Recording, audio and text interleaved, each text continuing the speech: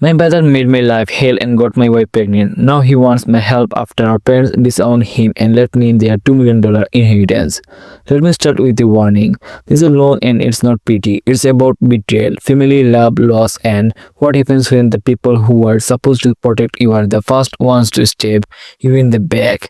If this read like a soap opera, trust me, it feels like living in one. But after all the heartbreak, silence, therapy, and time, karma family decided to rule around, and now the brother who took everything from me is begging me for help. I was born into a family where my place was decided before I could even speak. My older brother Ryan was the golden child, athletic, outgoing, effortlessly charming. He could talk his way out of anything, and our parents ate it up.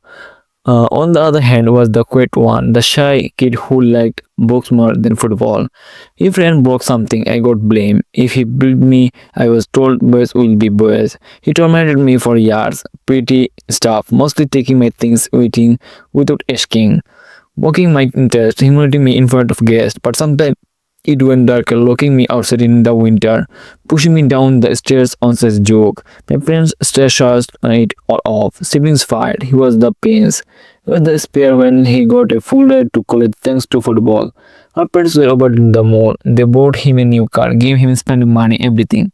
I had to bust my ass working part-time jobs to cover what scholarship did not. I still was the one they called when Ryan needed to be bailed out after a DUI. In college, I met someone who made me feel like I existed for the first time. Let's call her Anna. Anna was brilliant, compassionate, witty. She had this calming presence that felt like home. We started reading in my junior year and honestly thought I would hit the jackpot. She did not care that I was not popular. Didn't mind my quirks. For once I felt chosen, not in the spite of who I was, but because of it. We got married after college. Small ceremony, nothing flashy. Ryan showed up late, made a crude toast about finally finding someone who could stand me, and flirted with one of Anna's baddest maids. I should have seen it then. But I did not. For the next 2 years, things were good, or so I thought. We were working hard, saving up for a house, and I started acting a bit distant. But I chalked it up to stress. She said she was tired, work was rough.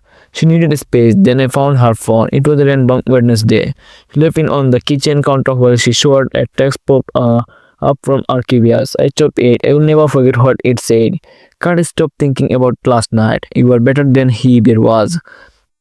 My stomach dropped. I opened the thread. Dozen of messages, pictures, burst notes. It was Ryan, my brother, my own flesh and blood, sleeping with my wife. I did not yell, did not scream.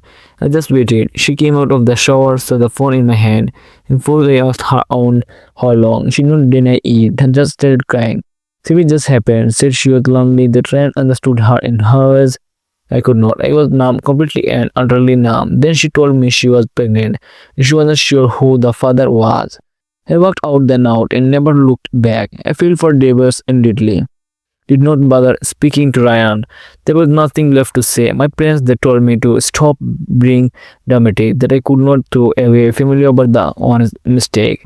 One mistake, I cut them off, all of them. It was the darkest period of my life. I crashed on a friend's couch from months, went through therapy, had panic attacks, trust issues, rage I didn't know how to process. But slowly, I rebuilt. I moved to a different city, found a stable job, started focusing on my health. After a few years, I met someone else, someone genuine. She is the reason I believe in second chances. We would be married now for 5 years. No secret, no betrayal, just space. People looked back at Ryan or Anna, did not care where they ended up. They focused on healing, on growing, on living, but the past has a funny way of cycling back. 2 years ago, my mom passed away after a long battle with cancer. I did not go to the funeral. I grieved in my own way. My dad fled a year later, a stroke out of respect. I showed up to his funeral. That's when I saw Ryan again for the first time in nearly a decade. He looked bad, hollow, tired, greasy hair.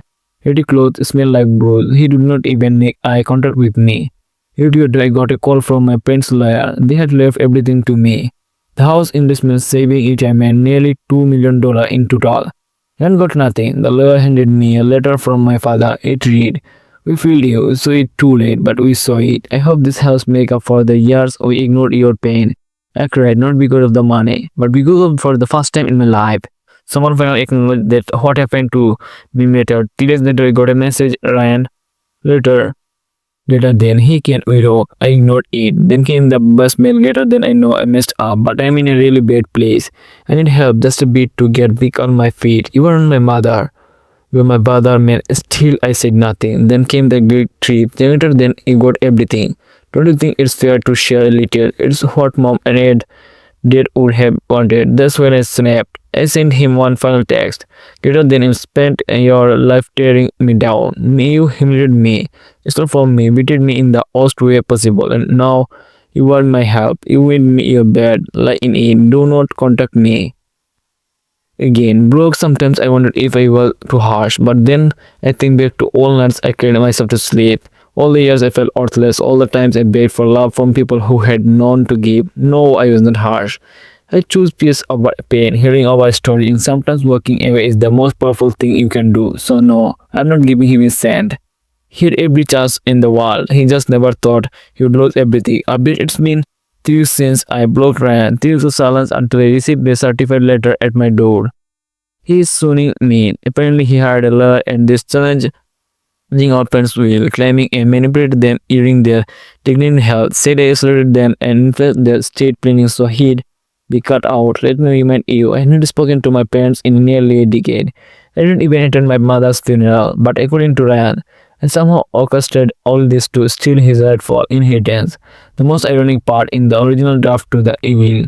I saw it with the lawyer. Both of us were set to split everything 50 to 50. It was only after Dad rewrote it 2 years before he died that interstate was left to me. He not just cut right out, he wrote in black ink, greater than Ryan is not received any part of this estate.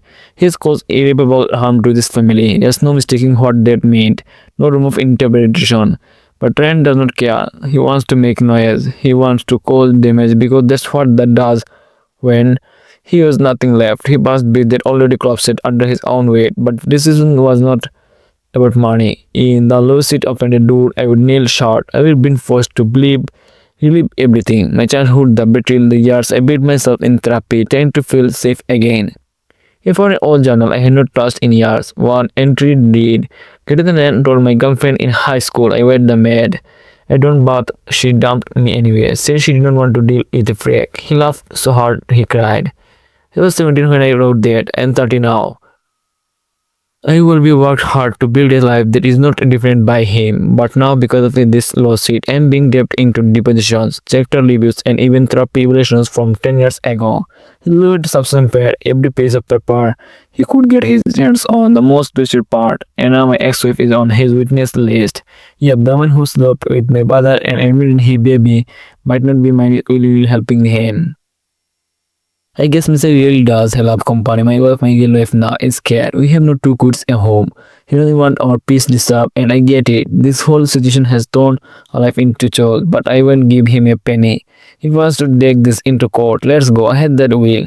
I had the medical records that show my parents were of sound mean. I have the receipt and I have decades of bad paying that. Refuse to let him profit from, but here's the thing, Rand does not want justice, he doesn't want the condensation, he wants revenge.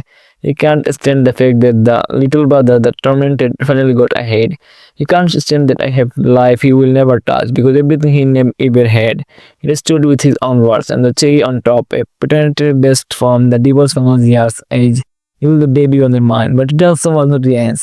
He has it on both of us and he is still defending her. I'll keep him fighting, not for the money, not for the house, but because I refuse to let the past ruin the future I earned.